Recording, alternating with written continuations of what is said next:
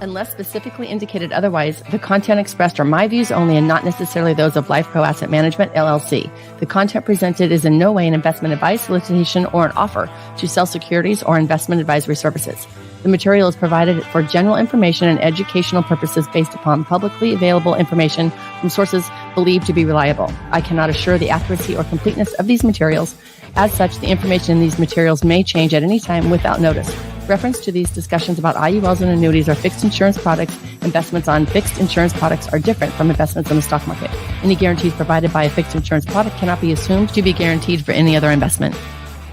Welcome to the Rock My Finances show on K4HD Radio and Talk4 TV, where we put the fun in finance.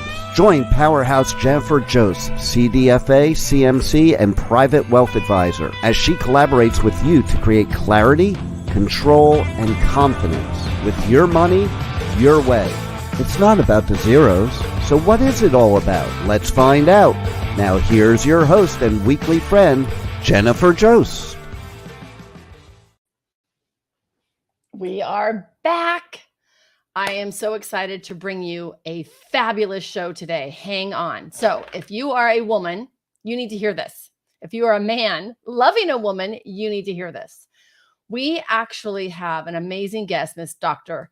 Leslie Hewitt, who knows so much I can't even tell you, but we are going to just talk a little bit today about menopause. So I am 50 something, and I have been dealing with this for a long time. If you have wondered about this, have you maybe even experienced some hot flashes or from some night sweats, or saw your mother or your grandmother or your friends, or you're experiencing it yourself, this is the show for you. Go call everyone, text them, tell them to join us today. This is going to be groundbreaking for you because it's going to be a real talk.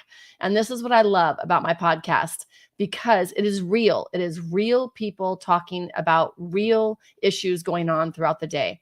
And we always leave it on an upswing.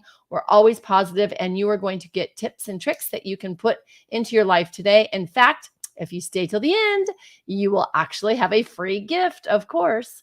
So without further ado, I am going to bring in my friend and amazing, amazing woman that I totally respect, adore, and love to hear more from, Miss Dr. Leslie Hewitt. Hello there, Jennifer. Hi, we get to play together. I'm so excited. Yay. Yes, it's been a while. We used to play a lot when we both lived in the San Francisco Bay Area. And now that we're on opposite sides of the country, and we got used to doing this during COVID. So I'm excited to be here. I'm so glad you're here. I'm so glad you're here. I'm going to tell everyone a little bit about you. I know I could go on for pages and pages, but I'm just going to do a little bit. So, wrong mouse. Okay. Technical issues as always. So I met Dr. Leslie Hewitt when she was doing the WOW Talks, Women of Wellness. And so I'm going to dive right in with that.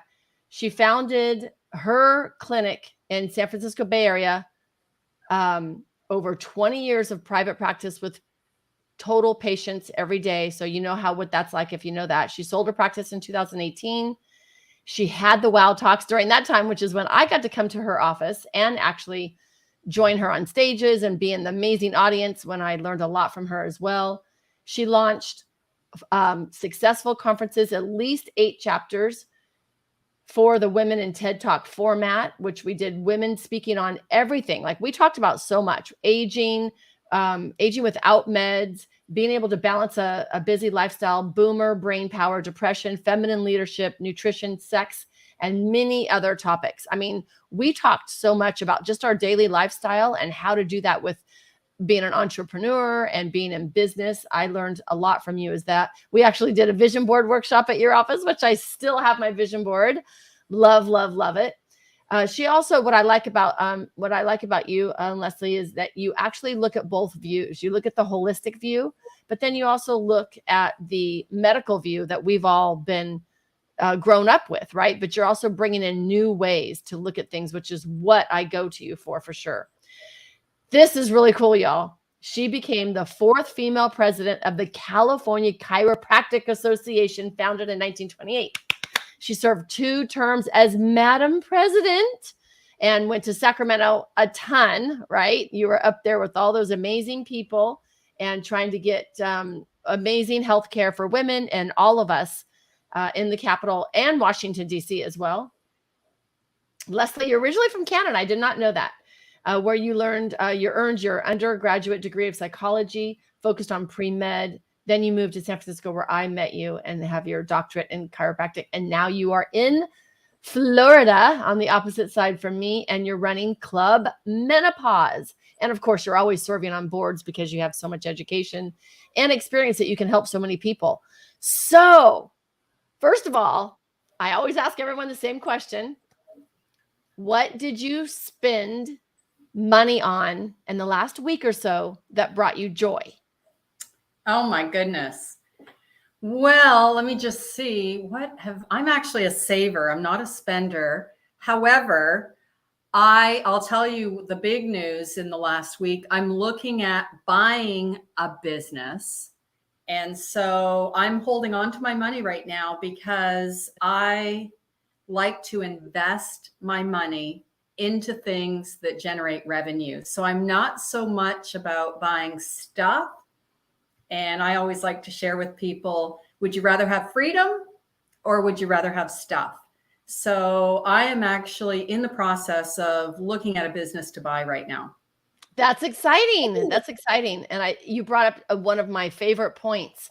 We've all grown up with save, save, save.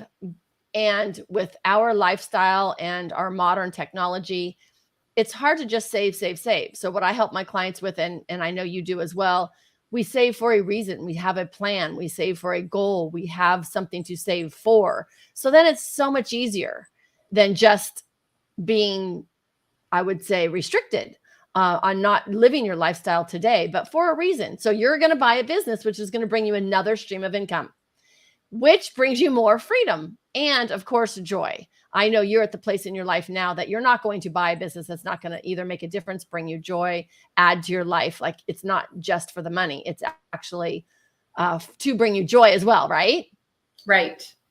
I love it. I love it. Okay, so this is a money conversation, but I also want to bring in women's health because I think we do not pay attention to the stress in our body. And I think we get to a certain level and we get used to that stress and we don't realize that it is actually affecting our health. And so I know that is one of your actual total fortes. So if you could think of one thing that you would want to share with women right now about their health that maybe we don't know, or maybe that it's the opposite of mainstream media. And I know there's many things that you can share, but just one thing to get the conversation going. What would you bring up? So, going through COVID, and a lot of people were at home and a lot of people were experiencing a lot of different types of stress, financial stress, emotional stress, spiritual stress. And stress, in my holistic perspective, can lead to dis-ease. And if you take a look at the word dis-ease, it's a lack of ease.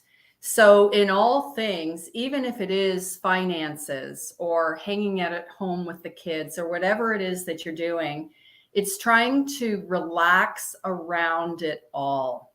In other words, can you bring ease to a situation that feels stressful? Because if you're not in a state of ease, you are in a state of dis-ease. So it's either or. Yep. Yeah, I mean, when you're stressed out, you increase cortisol, you increase adrenaline. Those two chemicals start stimulating hormones. And once those hormones and chemicals are stimulated, there's a cascade of things that happen in the body. Your brain, your digestion, your sleep cycles, your hot flashes, everything can be stimulated from stress. So I would say my number one thing that I have shared with patients over the decades is ways to manage stress. because if you can do that, even if you're in a stressful situation, if you can learn to relax and keep the cortisol and the adrenaline in a state of parasympathetic, which is what we use in the healthcare model. You're either in sympathetic or parasympathetic. You're either in stress or not stress. You can't be in both places at the same time. So always be mindful, even if you're in a stressful situation, to start developing habits of relaxation and mindfulness around the stress so that the cortisol and the adrenaline don't start wreaking havoc on hormones, and especially in the category that I specialize in now, which is menopause. So many menopausal women have habits of behavior that are just wreaking havoc on hormones. Oh, you said so much there. I love it. I love it. 4 things. Oh my gosh, so many things. The first thing is, I completely agree with you that when we are, like, I just was meeting with a friend of mine over the weekend, and she just started having her hot flashes. And she said that it only comes on when she gets excited or frustrated or stressed. I did not experience it that way. Mine just came on anyways. And so that lends to exactly what you're saying right here. So when she gets stressed out, her hormones are going out of whack, and then that's what she's experiencing, those symptoms. So that makes so much sense. And then sleep is so important. I know that it's so important. And hot flashes disrupt the heck out of our sleep. So that with the stress. Now, stress is, I hate even using the word stress because we're all under a certain amount of stress. But I can say I have been under stress probably my entire life. This goes back to childhood, right? Being raised in a dysfunctional household, alcoholic, never knew what was going to happen. Happy, sad, anger, didn't know what was going to happen when I walked into the door. So I lived under a constant stress, and of course, created not great coping mechanisms at that point, and shedded those over my lifetime. And now, like, the first thing that when you say we need to be at peace, I immediately take a deep breath, because I know that I have to take a deep breath, roll my shoulders back, sit back. I literally have to physically relax in order to stay in that peaceful state. Does that make sense? Absolutely. And, relaxation is a mindset. However, you brought something up that's really important. So my undergrad is in psychology, and my first lens that I see the world through is psychology, and I'm a behaviorist. So I am all about creating behaviors. However, if you come from a dysfunctional upbringing, I believe the family of origin starts the behaviors and the habits and the routines and the mindset. So your mommy, daddy, teacher, and preachers really have started some belief systems for you and for everybody else out there and all the listeners. But your mom and dad have taught you a lot of things. And before I got on this call, I was trying to think about my family of origin and some of the things that I learned growing up around money and health and stress. And you got to take a look at your mommy and daddy and how you were raised. And I really do think that you've got to somehow go back and rewrite your story around some of those belief systems. I believe that 100%. And of course, that's what I do. That's what I do all day long, every day with all my clients. We create new beliefs, because we do get those beliefs from our childhood. Even if you don't have mommy, daddy, uncles, aunts, foster, whatever it might be, anybody around you, what would you say, like before the age of 8 to 10, like they are helping you with these beliefs, right? For sure. And then you're creating that. And we don't realize mine was work hard, make money was my financial one. I was very loved as a child. And I think that's how I've gotten through most of my life, is because I did have that foundation of knowing that I was completely loved and I had people in my corner no matter what. As I got older, I realized about the alcoholism, but in the beginning I had a good, secure, stable situation. Otherwise, I'd never be able to survive, I don't think, at this point. But I did have beliefs in my subconscious, or what everybody's, whatever your belief is. I had those beliefs that I did not know that I had.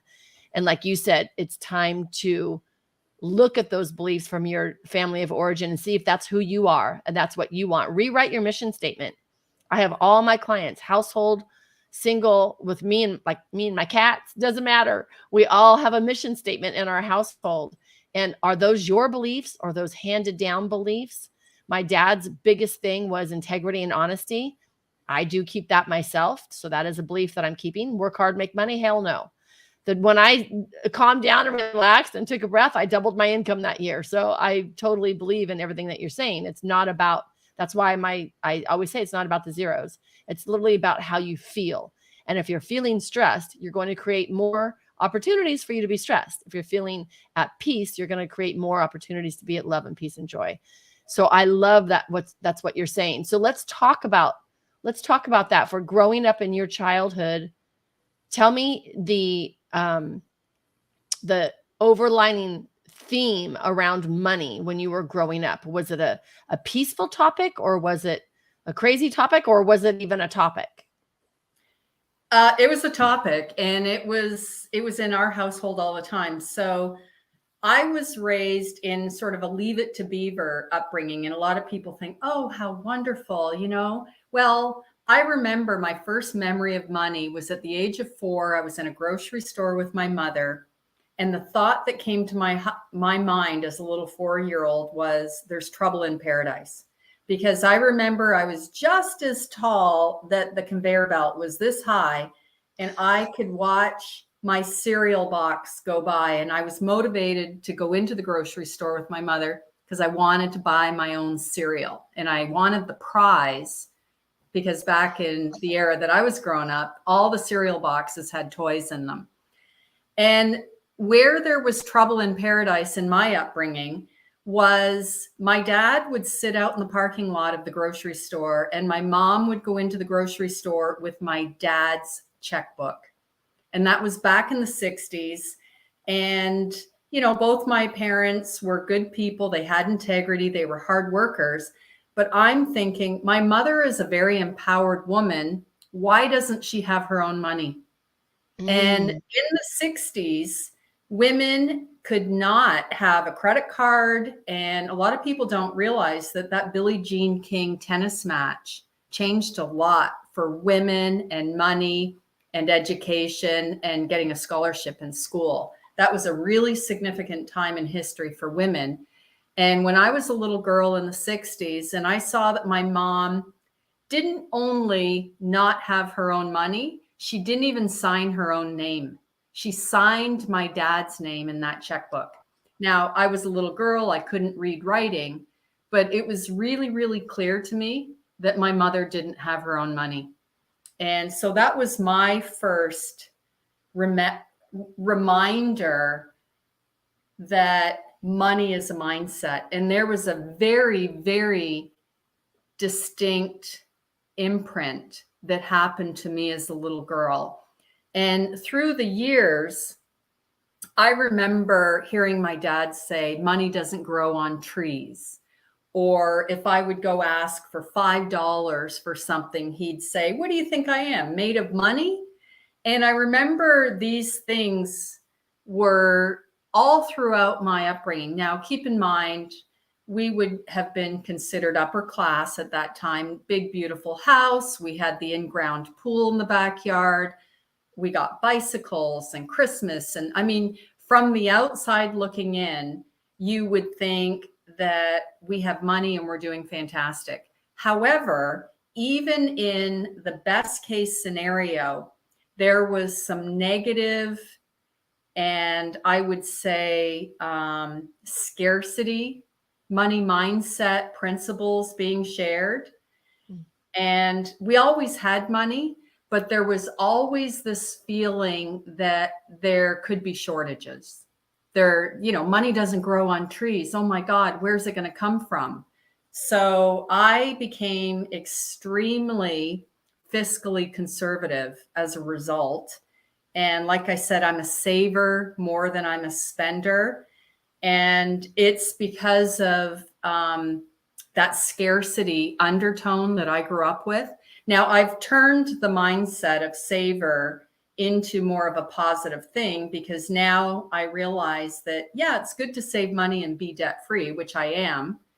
And now I got to figure out how to change this saver mindset into a more investor mindset. So that's how I've sort of turned that, because I agree with you. Just saving money for the sake of saving money is not a positive thing.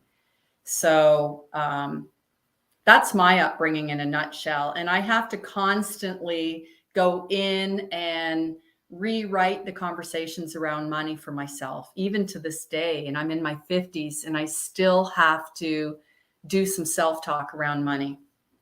I love that you said that, because it never ends. Like, I feel like it never ends. I am as well. And we didn't have an issue growing up. I was probably grew up very similar to you around money. And it was never, and it was an entrepreneur household. So we always had it. I mean, my parents were very broke when I was born, but I don't remember that. So what I remember is we had money, and I had my telephone, and I had my waterbed, and I had my little TV. Now, we worked. I mean, we owned a newspaper distributorship. So I was rolling newspapers at 2 a.m. Like, I've been up at 2 a.m. like my whole life. So but that was just part of that's what we did. I mean, when you have a business in your home, that is what you do. And so I didn't think it was any different. I think it did give me an amazing work ethic. And I also love what I do. And I know you do as well.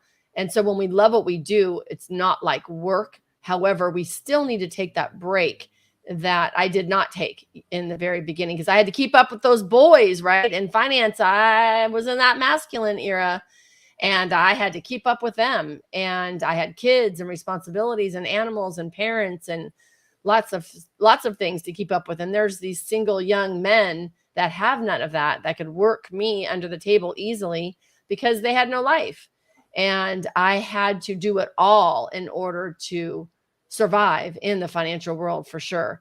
And my upbringing helped me with that work ethic. And now that I'm looking at it going, okay, now it's time to meditate in the morning, take my detox baths at night, enjoy myself, and play with my clients. Like, I love playing with my clients, and they all become friends, of course. But that lends to the ease that you were talking about earlier, instead of the work hard, make money, and what is money grown on the trees? And same, I totally get all that. And actually it is, because it's paper. But money comes from anywhere, right? Like, I was in this industry. So like you, as a chiropractor, I thought that's what I was supposed to do. Like, that's it. That's my one thing. I was going to stay at that one company forever, and that was going to be it. Well, I've moved so many times since then, but to realize that money can come from anywhere, not just necessarily what you're doing right this moment. I would have never thought that I would have sold everything in the Bay Area. I had my first house at 19, sold everything in 2020. I am real estate free for the first time in my entire life. And it's fun as heck, man. I love this. It's so great. I would have never thought that. So in our 50s, things change. And nothing's ever completed. I think we're lifelong learners. It's always going to be a different cycle with money. Let me ask you this. I notice that with my clients, the older they get, we're talking 70s, 80s, they still have the mentality of saving and not spending. And so when I do my financial planning, I make sure that they understand this is the bucket we're going to spend. Like, each decade, you're going to have a new bucket to spend, so that they do spend it. Do you think you're going to have that problem going forward, is not being able to enjoy the money and spend it at that time? No, and I really do believe in the laws of the universe. I do believe in the law of attraction. I also believe in the law of circulation. And when you're holding on to your money, you're actually broadcasting out to the universe that you are coming from a place of scarcity. So I do believe that there's a balance between spending and saving and giving and contributing. And I also love to put money into businesses, because I do like the concept of passive income. So that's really important to me as as I'm into my 50s and looking at my 60s and 70s. So I'm investing, which is different than saving. It, like I said, it's a different spin on saving for me. However, I do like the idea that you're sharing with your older clients to spend some money, because if you're not spending your money, you are broadcasting out to the universe that you don't have money. So you've got to spend a little. Yeah, I love that. You got to spend a little. So I just moved to Beverly Hills.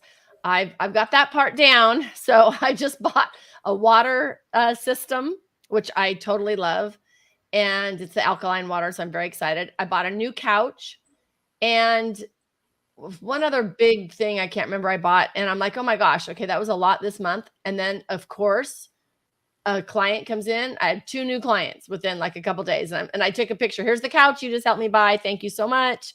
Like, it all lends. And I love to share I believe that money is energy, right? And I believe that it's gratitude. So we all wake up with the same amount of time during the day, and we lend our skills and our time to an employer or our clients as a business owner or our services. And they say thank you in the form of money, because that's what we're trading right now, is money. And so that money goes into our accounts and builds up. And that's just a lot of gratitude and appreciation for who we are.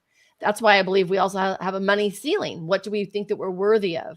And when we get beyond that ceiling, we will sabotage it and bring it back down to what we think it is, what we feel it is. And so that money is gratitude to me. So I can't wait to take my energy of my gratitude and do like what you said, send it over to another business or buy something from another business owner. Like, I was so excited to buy my water system from this young guy that owns this company.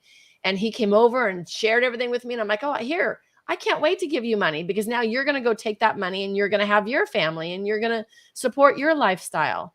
And the more we can put out there to other, like you said, your businesses, now, whatever those businesses are doing, your energy is with them. And so now they are doing good in the works. So I love that. I love that. Tell me how you like Florida. Oh my goodness. I love it here. So I lived in California for 25 years, and I loved living there as well. However, my husband, who I've been with for 15 years now, had a business here on the East Coast, and his territory was from Florida to New York. So believe it or not, he was commuting from California to the East Coast every week to work.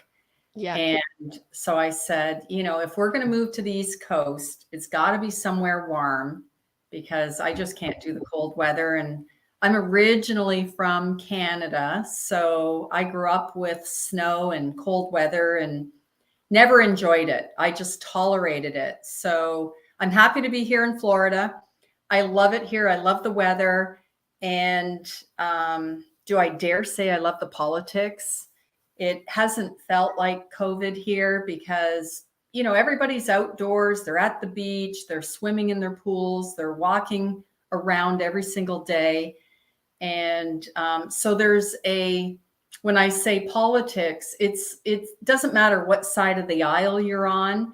There's this, I don't know, there's this feeling of well-being here. And I would have never, ever thought that I would say well-being in Florida in the same sentence growing up, because I grew up in Canada, where everybody from the eastern side of Canada came down to Florida for spring break. And I remember thinking as a young girl, why would you go to Florida when you can go to the Caribbean or Mexico or wherever? Well, now that I'm here in Florida, I absolutely love it here. And I've been here 4 years now. And there's a new energy feeling that's happening in this state right now. And I'm surprised that I love it here so much. So thank you for asking. Absolutely. I'm excited for you. I love warm as well. And so I would have never thought Florida either. And so I love that you're there, because that gives me hope, right? I mean, I am literally a vagabond right now. I'm just like up and moving, like every year I feel like I'm in a different place, which is great. And it's really fun. I would have never thought that. So maybe I'll come see you in Florida. You never know. Well, I've got a guest room that's all yours whenever you want to come and visit and just check it out. Oh my gosh, I would love that. I would love that. Okay, another question. I know that we, with law of attraction and, like you said, the laws of the universe, we want to set up our day as best as we can. And so I have my morning rituals. I have my evening rituals as well in order for me to get a good night's sleep. So any tips and tricks that you can give anybody out there on just daily rituals that can help you set your life up for a less of a stressful day and a more of a positive one? Yes, and I love rituals. We all know that it's spelled Rituals. I like to spell it Richuals. Rituals. Oh, that's good. Rituals. So rituals contribute to the richness of life. And the richness of life, part of it is money because that is the currency of the day. And to your point, that's how we exchange goods with people. When you do good service, you get paid. Now, my morning ritual, I'm a big advocate of routine sleep. I believe in going to bed at the same time and getting up at the same time. So I start my day with a meditation. I always start with thank you, God, because I believe in the power of the universe, and I do believe in God. So I say thank you, God, every single morning. I reflect on my dreams because I believe that my dreams have some insights for me, and that'll become clear to you when I get to my night rituals. So that's my morning. I get up, I get out of bed. I'm a coffee drinker, so I have a coffee. I go straight to my home office, which I'm in right now. And I'm an organizational person. So I've rebranded OCD to be Organized Committed Diva. So I'm an Organized Committed Diva. Yep. I love you. Yep. So I'm OCD. I'm an Organized Committed Diva. So I come into my home office every single morning and get the lay of the land. I read my emails. I take a look at my finances. I go through my paperwork. If I have a pile of things, if I have bills, I like to know what's going on in my life. And oh, by the way, everybody needs at least one filing cabinet. That's like a big deal. I'm shocked when I meet adults that don't have a filing cabinet and they don't keep their life highly organized. So that's really important. So that's my morning ritual. Then I go work out because I think that's really important to get movement into the body. And I really do believe life is movement.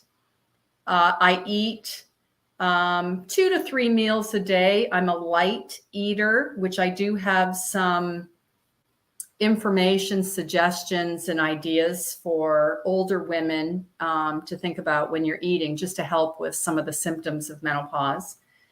And then at nighttime, when it's time to go to bed, I go to bed restfully and I do a check-in. I make sure there's nothing living in my body at a cellular level that is disturbing me. So I sort of do what I call a systems check. I go, is there anything that I haven't done yet today? Have I procrastinated on anything? Is there anything that I need to say to somebody because I need to clear something up? The other thing I do, and I'll just reach down here, you got to have something like this. And what I do so that it doesn't live in my body at a cellular level, I'm all about keeping lists. It's part of being OCD and organized. So organization is key for me. It's part of the ritual. And when I go to sleep, I say thank you to God again. And then I also say, if there's anything that I have missed, or if there's anything that I need to do that is divine, then bring it to me in my dreams. And that's why reflecting on my dreams in the morning is really important, because I really do get messages when I sleep. I pay attention to them. And I do leverage what I call ancient spirit technology, or the Holy Spirit, or God, whatever your belief system is. I believe it's ancient. It lives within us. It's spiritual. And the technology is at a cellular level. So when I go to sleep, I just give it all up and say, okay, is there anything else I need to do? And I say thank you. And I go to bed so at peace. I always have a good sleep. And I know menopausal women don't always have a good sleep. And there was a time in my menopausal journey where I was waking up at 3 a.m., just like a lot of other women say. That's kind of the magic wake up time. I don't wake up anymore because of my rituals and some of the things that I have fine-tuned for myself. And then I start the day all over again. And with my lists, I can, in a very structured way, input fun times. I can meet for lunch with people. I can get on a podcast. I'm on a ton of committees. I can go out and do things. I can travel because I know where my energy is. And then I would also share with the listeners, know your own biorhythms. I know when my energy is high and I know when my energy is low. So I work with the rhythm of the day that is authentic for me. God, I can't wait to listen to this podcast back and take notes, because I can't take notes and be a host right now. So I can't wait to go back and listen to this. You are gold. You are absolutely gold. So the rhythms of your body. I've been listening to my body for the last several years now. And that was a new thing for me. Listening to my body was like, what? Like, you just keep going. Like, you just keep going until you like fall. And so I did. And now it's like listening to my body, like, you're tired. Oh, sit down. Like, what? Sit down? Are you crazy?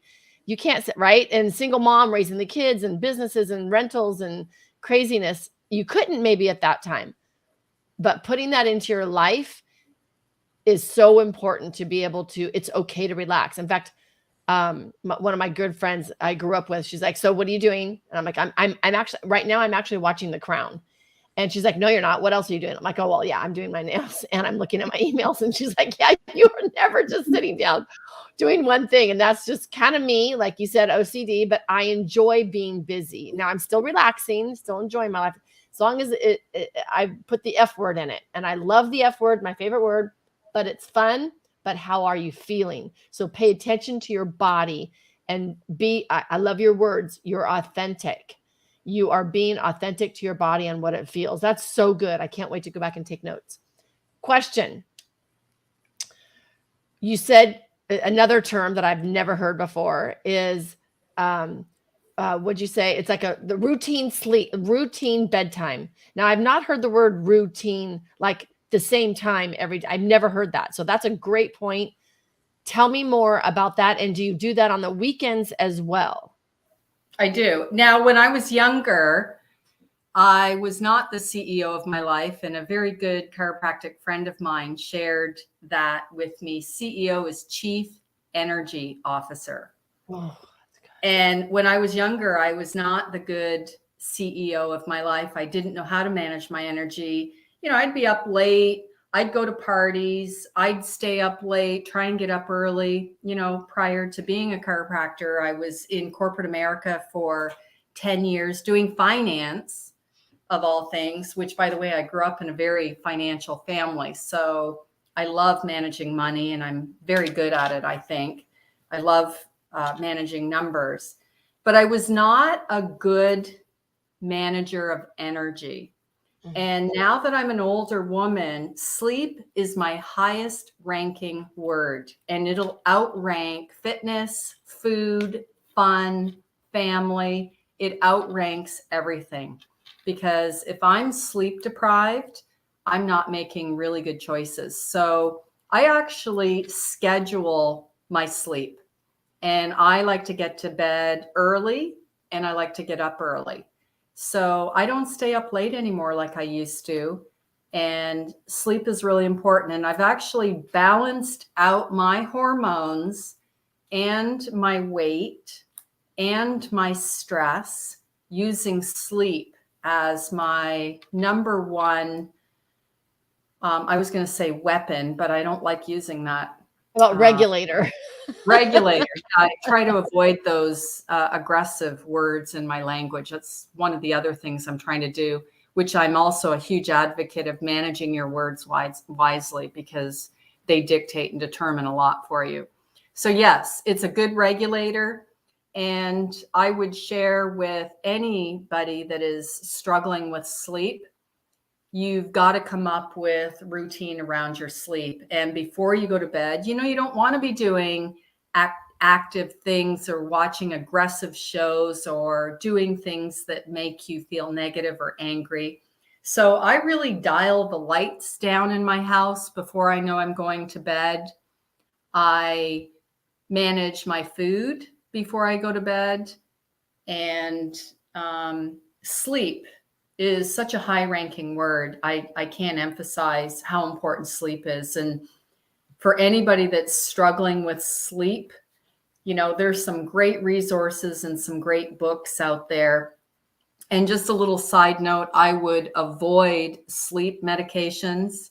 A lot of people rely on sleep meds to go to bed, and I'm just completely against sleep meds. They mess your brain up, and the long-term side effects are just not worth it. How about melatonin? I wouldn't do melatonin because here's the pathway. So first thing in the morning, if you have a good protein-rich breakfast, the protein are your amino acids. The amino acids convert to serotonin, and that serotonin converts to melatonin. It's actually a neurological pathway. And when patients used to come to my practice, specifically menopausal women who couldn't sleep, I would always ask them, are you eating a good breakfast and are you managing your stress? And by the way, serotonin is the pathway for depression. So depression meds, antidepressants, are selective serotonin reuptake inhibitors. They're SSRIs, because what they're trying to do is stimulate that serotonin pathway, by the way. And a lot of women that are on antidepressants can't sleep because what they're trying to do is up level that pathway. And as long as you're stimulating that pathway with antidepressants, it's hard for that pathway to get to melatonin for a good night's sleep. So if you are struggling with sleep, for example, along that pathway is tryptophan. So Thanksgiving is coming. We all know when we have a turkey dinner, we get really sleepy. Well, you can actually go to Whole Foods and actually get tryptophan, which is early in that pathway. And if the tryptophan isn't enough, later in the pathway, there's something called 5-HTP, which you can also get at Whole Foods. So if you are struggling with sleep, try tryptophan first and then 5-HTP if the tryptophan isn't strong enough. But more important than that is the foods that you eat. You want to make sure that you're stimulating enough amino acids that can convert that pathway to melatonin. So to answer your question, Jennifer, just to take melatonin, which is at the end of the pathway, it's not really doing how the body was hardwired. And you really want to learn how to drive the neurology of your brain, your central nervous system. And if you can get a good, healthy dose of sleep and food, and in my opinion, good chiropractic care helps as well because it stimulates the nerve system, then you can actually stimulate good sleep cycles. You can stimulate good hormone pathways, good digestion, and, add a little bit of movement in there as well so that you make your body a fat burning machine instead of a fat storage machine. And then some of the foods that people are choosing to eat are not really good for the sleep cycle, hormone regulation, or digestion. So you've got to learn how to manage all of that. And that's why I say you've got to be the CEO of your life. You've got to be your chief energy officer. And as adults, we don't need a lot of food to stimulate us. Food is energy, food is chemistry. And, choose your foods wisely. Find your sleep routine that is authentic to your biorhythm.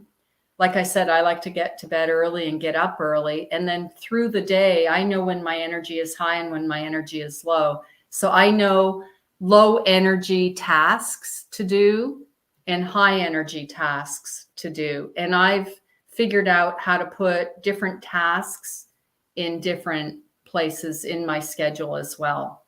So it's a lot of information to your question. No, I love that. That's so perfect. And yeah, it you feeds don't just me pop up. pills. Just, Yeah.